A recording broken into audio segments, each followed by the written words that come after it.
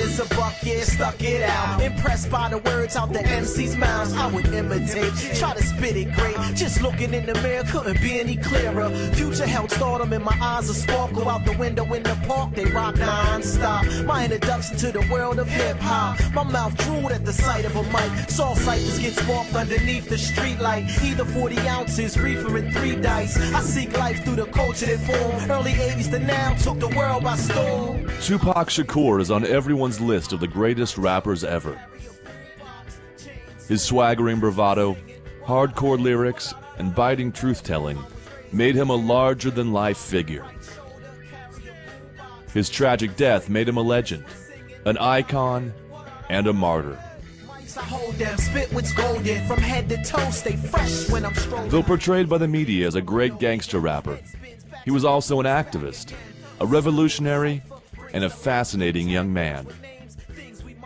Shakur's story is poignant, inspiring, and tragic, especially when looked at from different and often conflicting angles, including the often overlooked history behind his revolutionary activist family life. That's what it's all about. I was raised in the era of hip-hop. Right shoulder, carry a boombox. Chain swinging, Christmas singing. What I heard, what I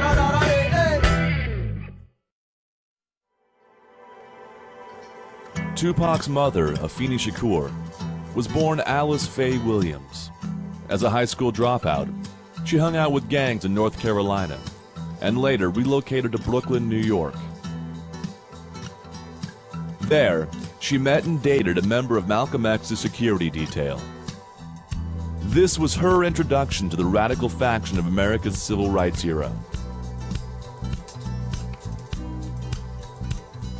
They were a long time ago, but Afeni remembers her earliest days in New York this way. Ray was my boyfriend. I guess that's what you'd call it. He was 33 and I was 18. We used to do things together. We go to all the events, discovering the new woman and new man we wanted to be. We would do LSD and sit on the fire escape, listening to Jimi Hendrix and Sly and the Family Stone, and we would visualize, actually dream about being hitmen, contract killers. We wanted to be professional killers. I think that was a common fantasy at that time. Black people were taking a lot of abuse, so you would dream of yourself as somebody who could and would take care of some of the grievances. This is pre-Panthers. Then I joined the Panthers, because they answered the needs of the people in my community. I believed in those programs, and I still believe in participating in your community.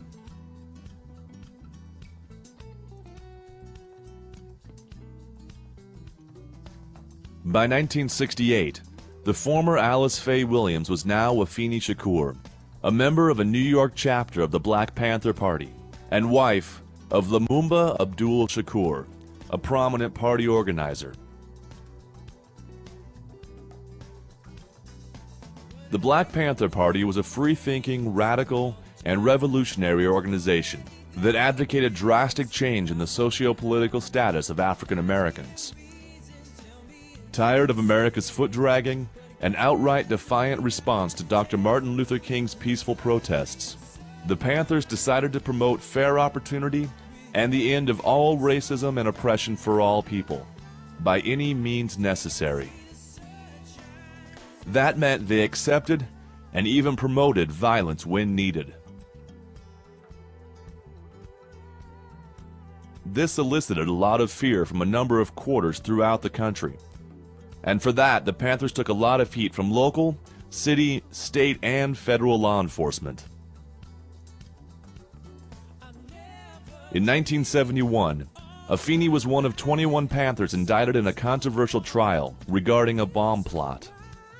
After her arrest, Afeni sat in the Women's House of Detention in Greenwich Village, patting her very pregnant belly. She declared she was carrying a prince, whose destiny was to save the black nation. The jury eventually freed all 21 defendants, including Afeni, before Lassane Parish Crooks was born on June 16, 1971. Lumumba was not Tupac's father, and the baby's father had already split from Afeni. To her credit, Afeni did notify Lumumba that her little black prince was not his. but Afeni wouldn't reveal who Tupac's real father was. She did, however, change her baby's name to Tupac Amaru Shakur. The name Tupac Amaru means shining royal serpent in Quechua. Afeni borrowed it from Tupac Amaru II, an Inca leader and warrior who came to power in 1570s Peru. Shakur translates to thankful to God in Arabic. After having Tupac, Afeni moved in with Lumumba's adopted brother, Dr. Mutulu Shakur, the former Jarrell Wayne Williams. Every boy needs a father, and Mutulu Shakur became a stepfather figure to Tupac. Mutulu and Tupac bonded, and Tulu, as Pac called him, maintained an influential and inspirational relationship with the super rap star throughout his life.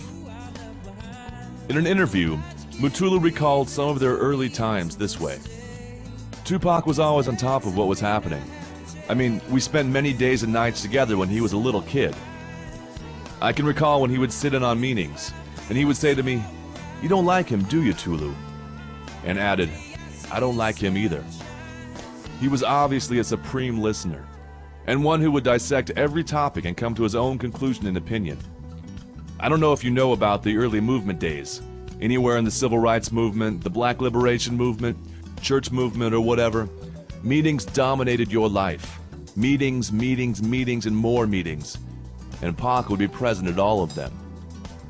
He would listen intently, and sometimes he would fall asleep, and when he would awake, I'd ask, "Are you ready to leave?"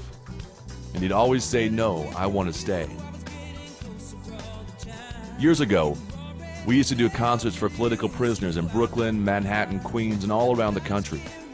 Pac would always be on the stage, talking and meeting everyone. Everyone liked to talk to Tupac, because his eyes always indicated that he wanted to hear what you had to say. His attentiveness as a young child was extremely powerful. He would just sit there and they just loved to talk to him. At an early age, he was of the people.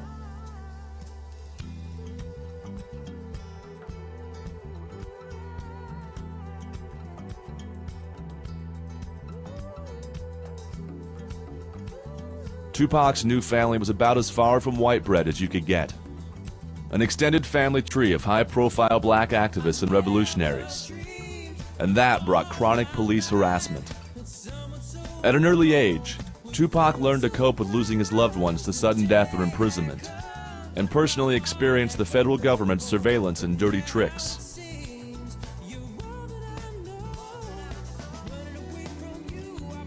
In 1973, Pac was a toddler when his Uncle Zaid and companion Assata Shakur were stopped by a New Jersey state trooper, Warner Forrester, while driving on the New Jersey Turnpike. Though the circumstances surrounding it are debatable, the traffic stop turned into a gun battle that left both Zaid and Forrester dead. Wounded, Assata survived, but a jury convicted her in State Trooper Forrester's death. 6 years later, in 1979, Assata escaped prison, again highlighting the family's nonconformity, resourcefulness, and controversial underground nature. Assata fled to Cuba and still lives there today, under political asylum granted by the Castro regime. In 1972, Tupac was only a year old when his godfather was sent to prison. Geronimo Dijaga, the former Geronimo Pratt, was a high-ranking Panther. Ignoring his innocent plea, the jury convicted Geronimo of a bizarre and sensational robbery murder of a woman on a tennis court in California. Even after Geronimo was sent to prison, many people maintained he was innocent. Not only did the prosecution's key witness lie under oath, hiding their relationship with law enforcement, but the FBI even penetrated Geronimo's defense team, sabotaging his defense, led by attorney Johnny Cochran of OJ fame. 25 years later, Geronimo's case was finally dismissed, and he was freed in 1997.